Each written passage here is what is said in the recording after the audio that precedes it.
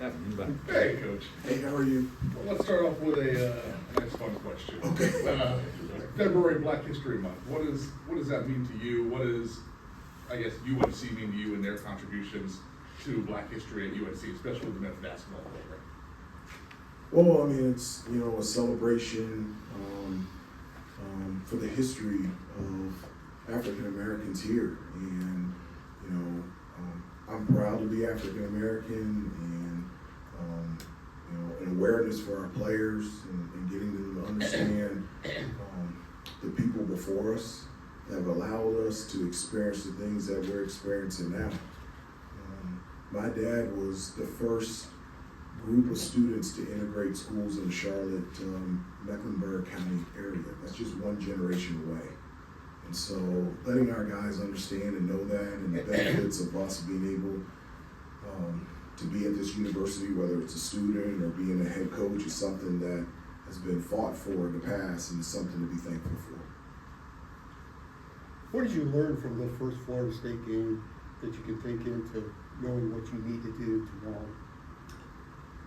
Well, I mean, from an offensive standpoint, it's really important for us, ball and player movement. When they're so long and athletic, they switch everything on and off the ball.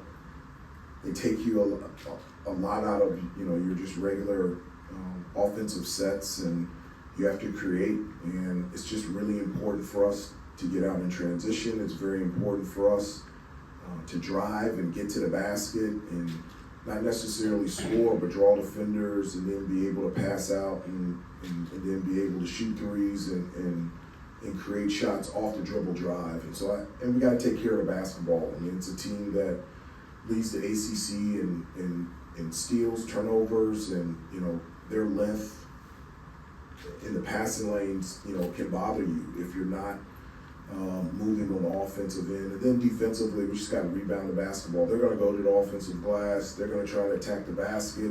They do a terrific job of getting to the free throw line. I think they're second in free throw attempts behind us. And so we've got to be locked in defensively and finish the defense without fouling and boxing out and getting the rebound. Kind of building off of that, when you go back and watch that film, I think you got down as many as 14 Yep. in the first game.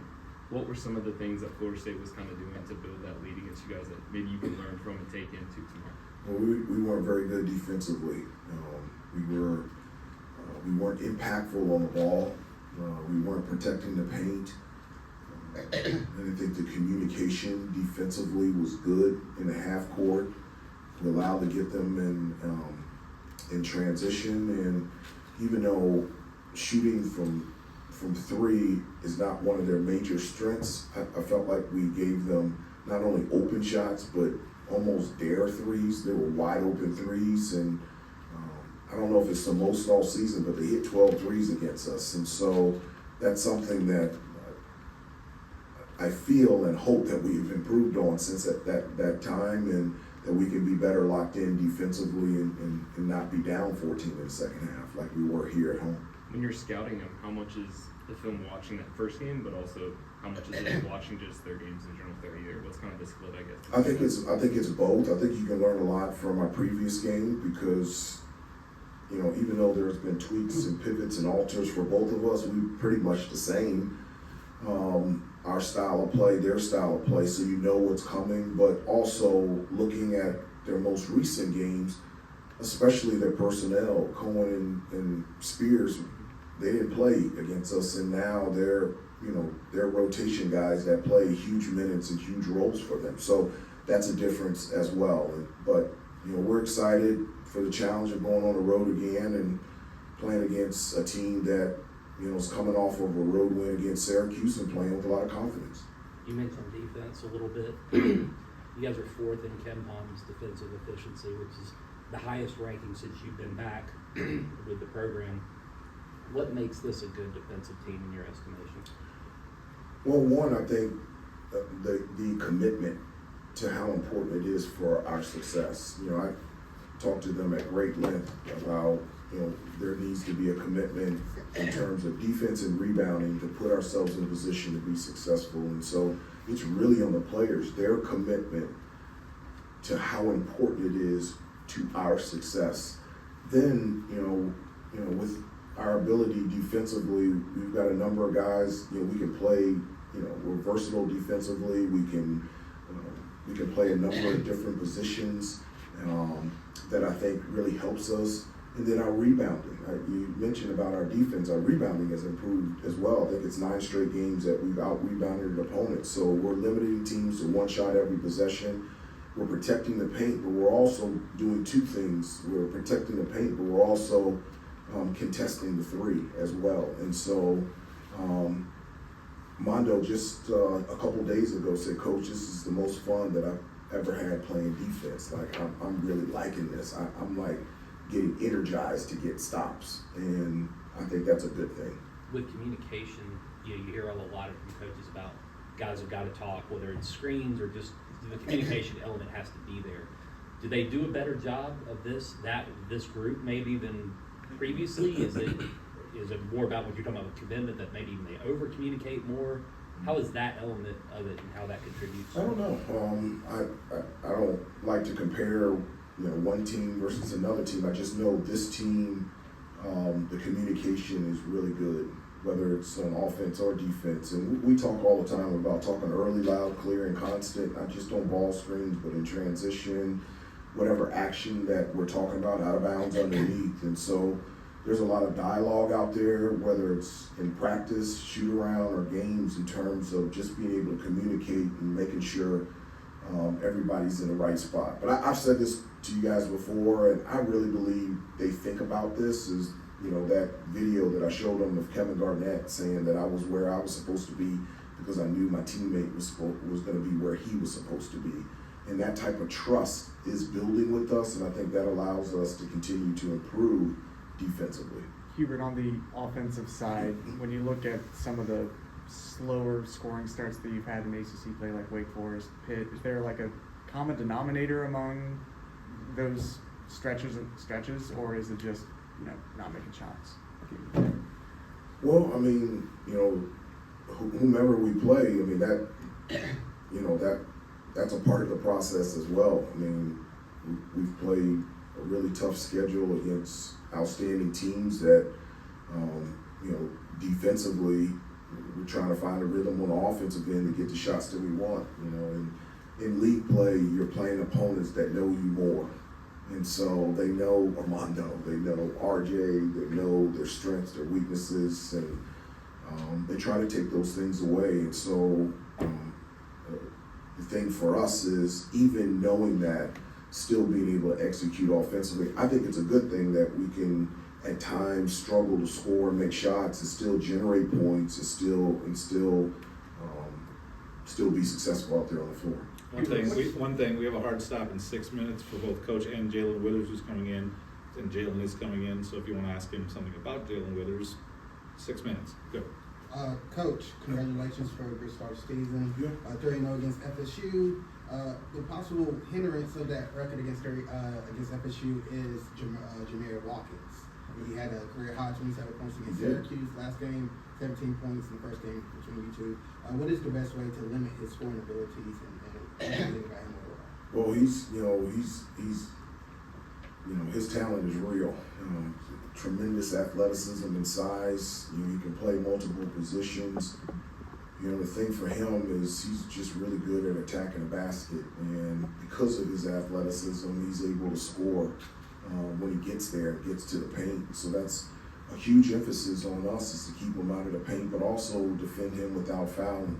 He'll attack the offensive glass, and against us, I think he hit 2 or 3 threes, and that's something that just continues to improve for him. And so he's one of the better players in this conference, and he has our full attention tomorrow at 2 p.m. Hubert, a 2-part question.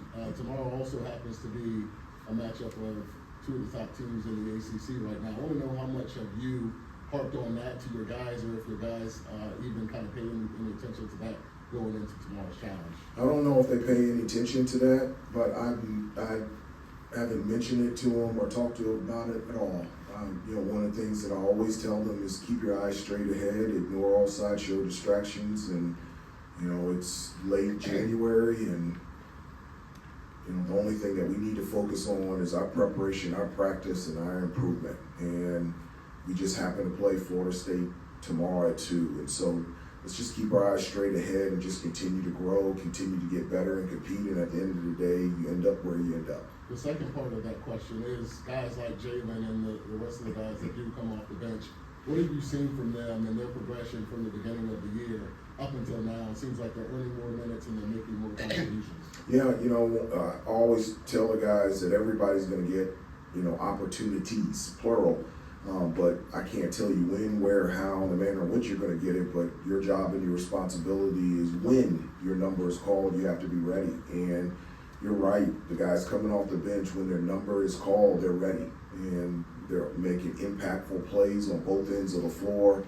And we have won games because of our bench and the guys coming off the bench. And it's a great benefit for us to have that much talent and that versatility, and that's something that we're going to have to use tomorrow against Florida State. Coach, this is going to be a little bit of a weird question, but I'm doing an interview and a story later on a kid who lives in Austin, Texas, who's raised nearly $700,000 for the NIL Collective for UNC just by eating ramen noodles and donating that money that he's saving from eating out to the collective, and then people have jumped on that train. So he's nearly raised $1 million, and he's dedicating each bowl of ramen to a player on your team to keep that here. What does that mean to you that this kid in Austin, Texas is doing this?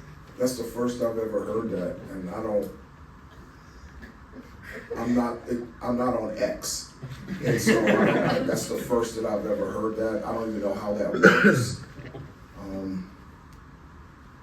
Well, I don't even know how to react to that. That's just, yeah. My son eats ramen noodles, and Zayden likes it too. I know it can vary by the situation, but in general, when another team is making a big run, are you more inclined to let them work through it and wait for the TV timeout so you can save timeouts for later? No, if I feel like I need to call a timeout, I'll call a timeout. But I mean, if we're falling behind, I think everybody knows why we're falling behind. We're either not playing defense or we're missing shots or not executing. And so, but if I feel like it's in the best interest of our team to call timeout, I'll call timeout. Last two questions, Shelby and then Dave.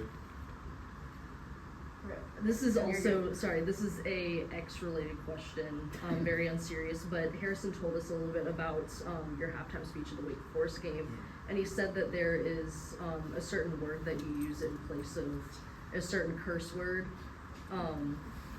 farts. Could you? I use bejeebies. Okay. I was gonna ask, yeah, what else was thrown in there? That's my main word, bejeebies. So, okay. And I'm real mad is bejeebies abaweebies. I say that. That's when I'm really upset. I use that a lot too. So that's like the top. That's at the top, yes. If you hear bejeebies, watch out. Yeah, bejeebies or what in the world, then watch out. Yeah, so it's all that stuff. Dave. Hubert, what's the most amount of adversity or the biggest obstacle this team has had to clear to this point of the season? The biggest obstacle? I mean, I don't look at it that way. I look at, you know, what a joy and a blessing to be able to be around this group of guys every day. I just enjoy coaching them. I enjoy having relationships with them. I enjoy walking through this journey with them and being in a position to help and to serve and to walk alongside them is something that brings me great joy, and it's a tremendous blessing. And so I don't look at coaching and I don't look at this group as obstacles. I look at it as a blessing and an opportunity. Thank you, Coach. We'll get Jay.